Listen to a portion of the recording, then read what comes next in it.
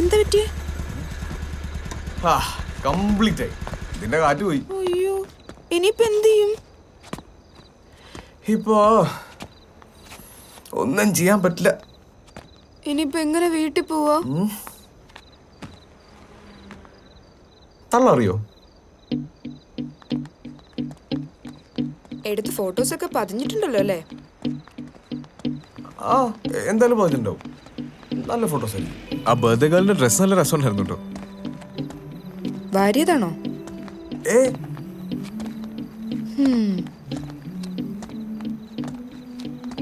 Course കഴിയാൻ ഇനി ഒരു 3-4 മാസമല്ലേ ഉള്ളൂ. 4 മാസം. എന്നിട്ട് എന്താ പരിപാടി?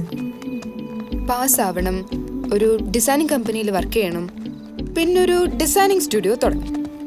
നമ്മൾ ഡിസൈൻ ചെയ്തത് ഏതെങ്കിലും ഒരു സെലിബ്രിറ്റി ഇട്ട് കാണുന്നത് ഒരു രസമല്ലേ? നടക്കും, എല്ലാം നടക്കും. ഞാൻ പ്രാർത്ഥിക്കാം. ഇയാളുടെ പ്ലാൻ എങ്ങനെയാ? മെക്കാനിക്കൽ അല്ലേ? വർക്ക്ഷോപ്പ് ഒക്കെ ഇട്ട് അങ്ങനെ പോവല്ലേ? മെക്കാനിക്കലൊക്കെ ഇപ്പൊ കഴിയും.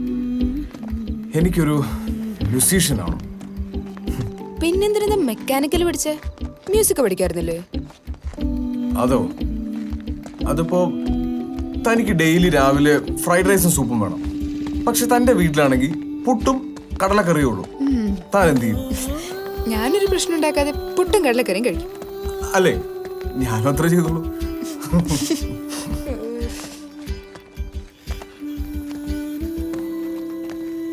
പപ്പയ്ക്കും അമ്മയ്ക്കും എന്നെ MBBS വിടാനായിരുന്നു താല്പര്യം. പക്ഷെ എനിക്ക് ഫാഷൻ ഡിസൈനിങ്. അവസാനം റോഷൻ റെക്കമെൻഡ് ചെയ്തിട്ടാണ് അവരതിന് സമ്മതിച്ചത്. ആരാ റോഷൻ? റോഷൻ ഒരു സംഭവം. ഈ മ്യൂസീഷ്യനൊക്കെ ആവുമ്പോ ഭയങ്കര റൊമാൻറ്റിക് ആയിരിക്കില്ലേ? റൊമാൻറ്റിക് ആവണമെന്നൊന്നുമില്ല. എന്നാലല്ലേ ട്യൂണൊക്കെ വരൂ. താൻ റൊമാൻറ്റിക് ആണോ?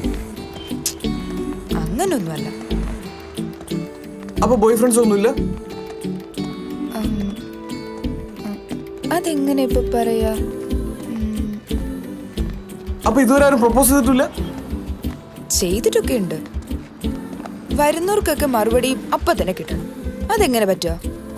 അവൻ ഏതാണ്, എന്താണ്, എങ്ങനെ അവന്റെ ക്യാരക്ടർ, ഇതൊക്കെ മനസ്സിലാക്കി തിരിച്ചൊരിഷ്ടം തോന്നണ്ടേ? അതിനൊക്കെ ഒരുപാട് സമയമെടുക്കും. പിന്നെ വരുന്നവന്റെ ഇഷ്ടം നല്ലതാണോ ചീത്തയാണോ എന്നറിയാൻ ചുമ്മാ വട്ടം കറക്കും. ഒരു 10-20 ദിവസം പുറകെ നടക്കും. പിന്നെ വേറൊരുത്തിനെ നോക്കി പോവും. ഇതേ ഞാൻ കണ്ടിട്ടുള്ളൂ. പക്ഷെ എല്ലാരും അങ്ങനെയല്ല. ഞാൻ വിശ്വസിക്കില്ല. ഇയാൾക്ക് ലവറൊന്നുമില്ല? എന്നോട് ഇതുവരെ ഒരു പെണ്ണും ഇഷ്ടമെന്ന് പറഞ്ഞിട്ടില്ല. അതെന്താ? അതെന്താണെന്നറിയാൻ ഞാൻ ഒരു ദിവസം ഒരു പെണ്ണിന്റെ അടുത്ത് ചോദിച്ചു നോക്കി. അപ്പൊ അവൾ എൻ്റെ അടുത്ത് പറയാ, എന്നെ കാണാൻ നല്ല സുന്ദരനാണല്ലോ, അപ്പൊ എനിക്ക് വേറെ ലവർ ഉണ്ടെന്ന് അവള് വിചാരിച്ചു. എന്തായാലും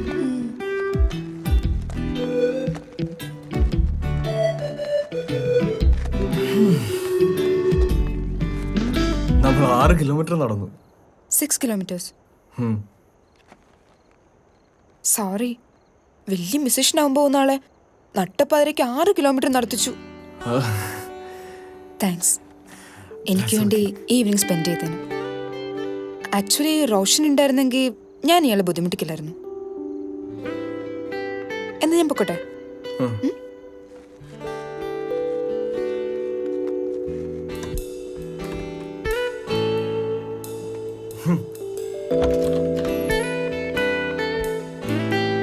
ഗുഡ് നൈറ്റ്. Good night.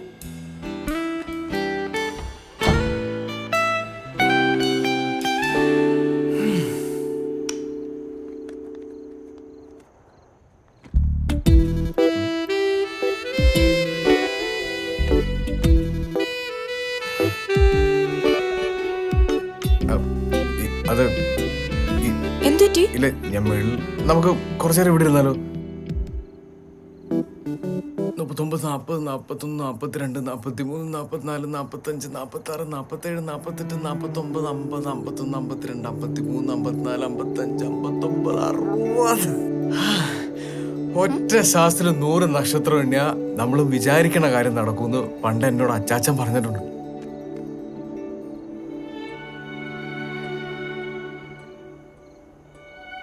അച്ചാച്ചനാട് കൊള്ളാലോ. പിന്നല്ല, എന്റെ അച്ചാച്ചനാ. പക്ഷേ ഈ നക്ഷത്രം എണ്ണുന്ന പരിപാടി അത്ര ശരിയല്ല. എന്താ? ഇതൊരു ഷോർട്ട് കട്ട് അല്ലേ?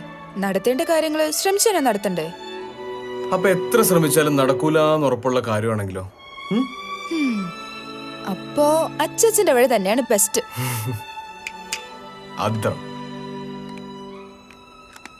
എന്തിനാ ഇപ്പൊ ടെറസിന്റെ മുകളിലിരിക്കാൻ തോന്നിയേ? അതോ, അത്